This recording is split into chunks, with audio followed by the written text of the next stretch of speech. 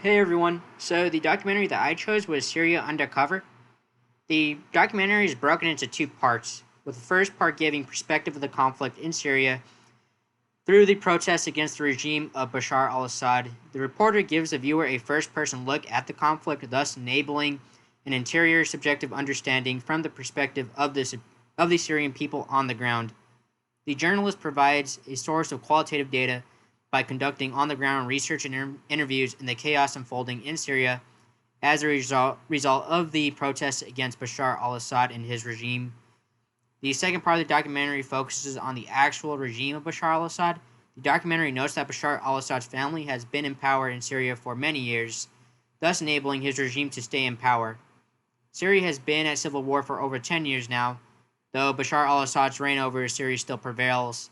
A number of external and internal variables can be linked to the success of Assad's rule over Syria.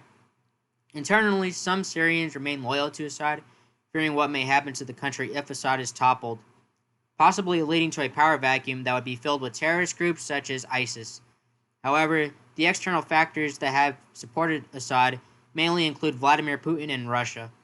Putin has provided Assad support from the Russian military and even his prized Russian PMC, or private military corporation, known as the infamous Wagner Group, which has fought against the FSA, which stands for the Free Syrian Army. This is the main resistance group that has fought against Bashar al-Assad in the last decade.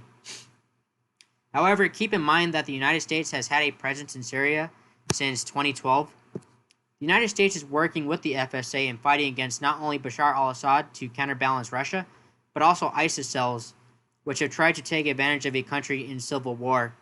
Mainly, the two external variables that have affected the situation in Syria have been the United States and Russia, which have vested their interest in Syria for influence in the Middle East.